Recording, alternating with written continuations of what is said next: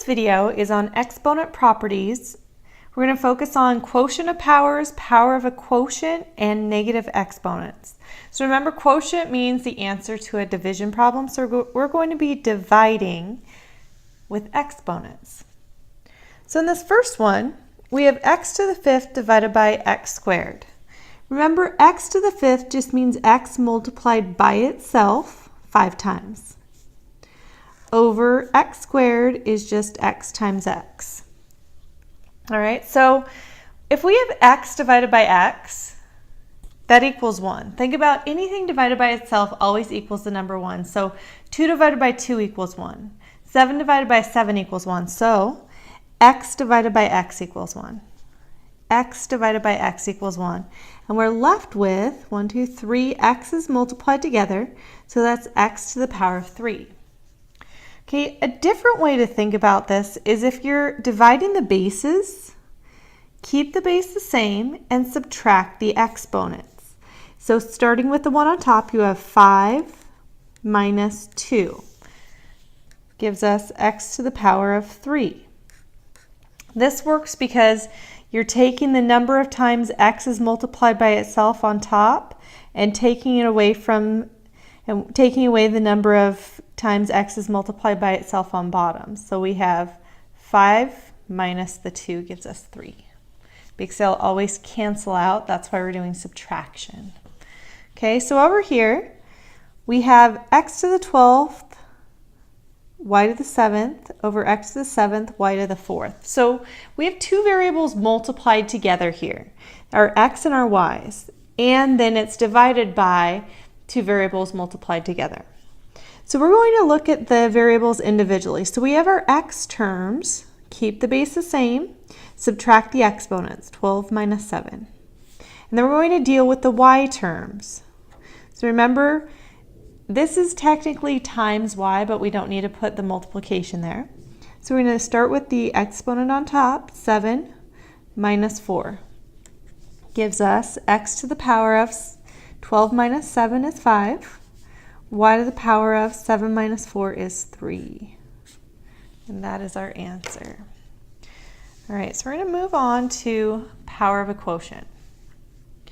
So we have x divided by y, all raised to the power of 3. So the entire thing is raised to the power of 3. So this means we have x over y times x over y times x over y, because it's multiplied by itself 3 times. Okay? X times x times x is x to the power of 3 over y times y times y is y to the power of 3. Okay, you need to think of it as, let's do the shortcut, everything inside, all of the exponents inside need to be multiplied by the exponent on the outside. So if it doesn't have an exponent, we're going to raise it to the power of 1. So we start with the top. We have x to the power of 1 times 3. Multiply the exponents together. 1 times 3 is 3. Over y to the power of 1 times 3 is 3. So again, you're just multiplying all the exponents inside the parenthesis by the exponent on the outside. All right, same thing with this one. We have 2x cubed over y to the 5th, all raised to the power of 2. So we're going to multiply all the exponents inside by the exponent on the outside. Remember that this 2 here is raised to the power of 1. So it also has an exponent. So when we rewrite this, we have 2 to the power of 1 times 2 is 2, because we had to multiply the exponents. X to the power of 3 times 2 is 6. Over y to the power of 5 times 2 is 10. And this one I would simplify. 2 squared is 4.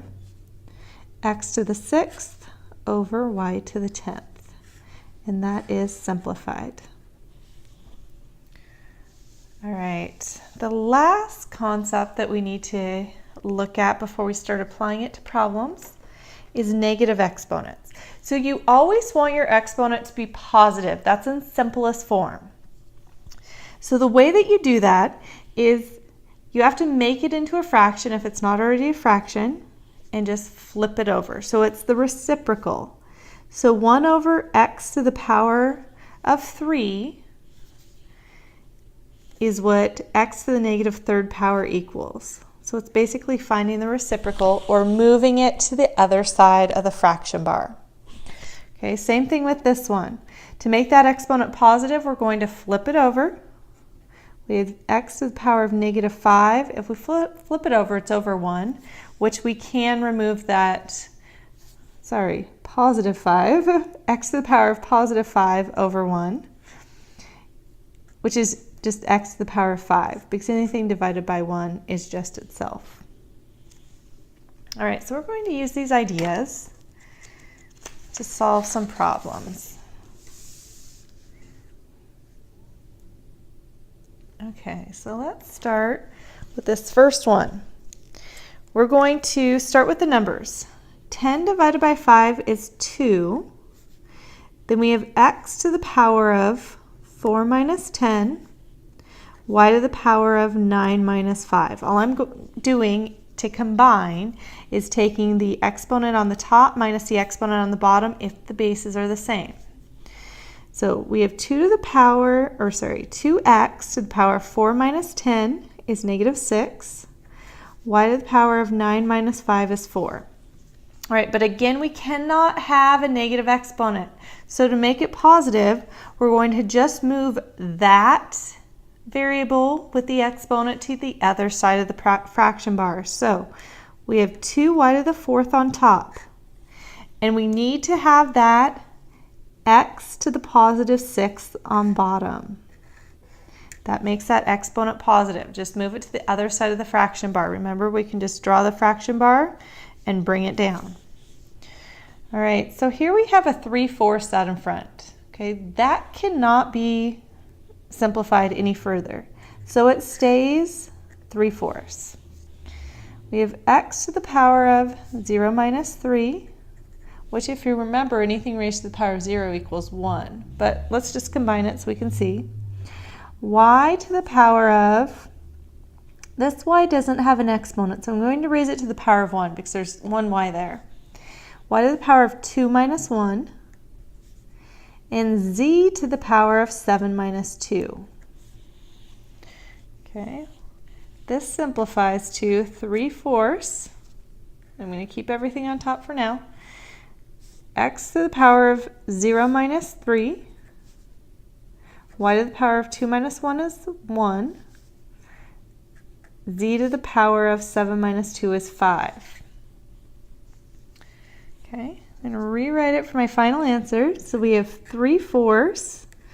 Okay, this negative x to the negative third power, that has to go to the other side of the fraction bar to make the exponent positive. So x to the positive 3. Y to the 1st is just y, that stays on top because the exponent's positive.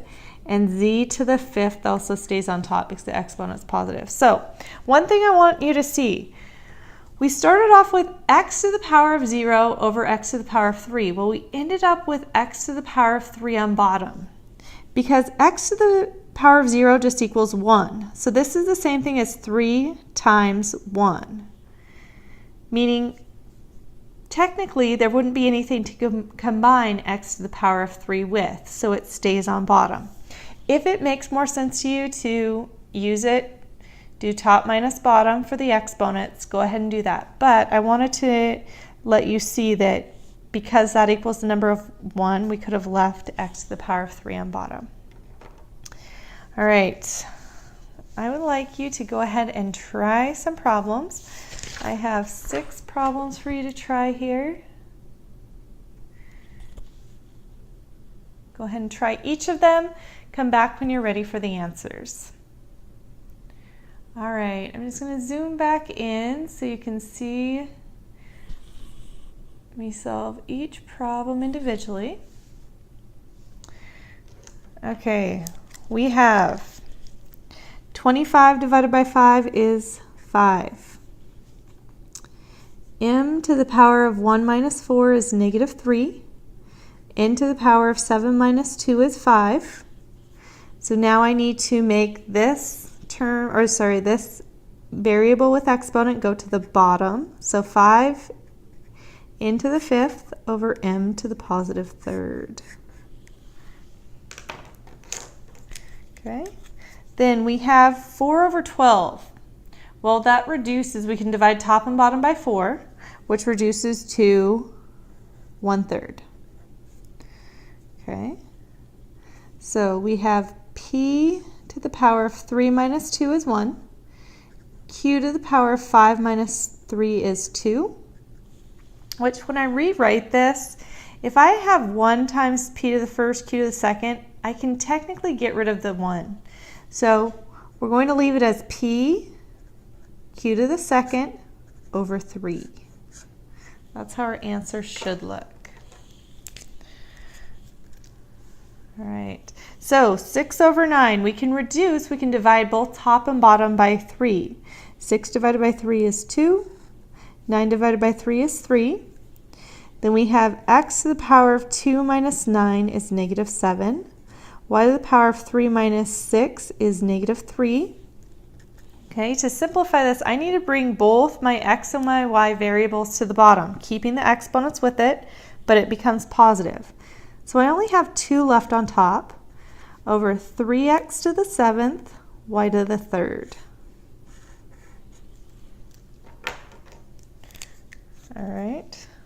Okay, so 7/14 reduces to, we can divide top and bottom by 7, so it reduces to 1/2. Okay, remember this a is to the power of 1, so we have a to the power of 1 minus 4 is negative 3. Okay, let's look at this. B to the power of 2 minus 2 is 0. Or you can say b squared divided by b squared equals 1, because it's the same thing. Anytime you divide something by itself, it always equals the number 1, so it goes away, which b to the power of 0 is equal to 1, and 1 times 1 is 1. Okay, on this one I said we can get rid of that 1 on top, but because b to the power of 0 is 1, and a to the negative 3rd needs to go to the bottom, I need to leave 1 on top, over 2, a to the positive 3rd.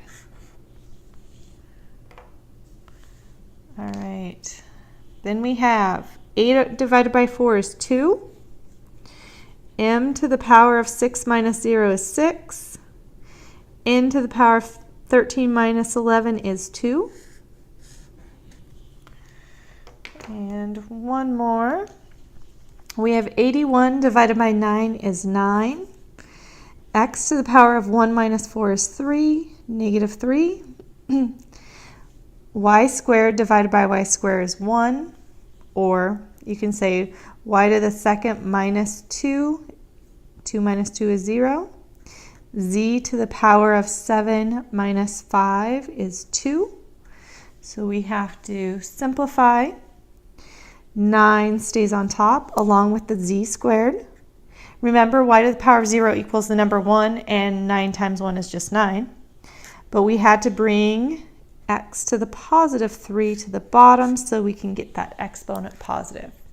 All right, hopefully you were able to simplify each expression.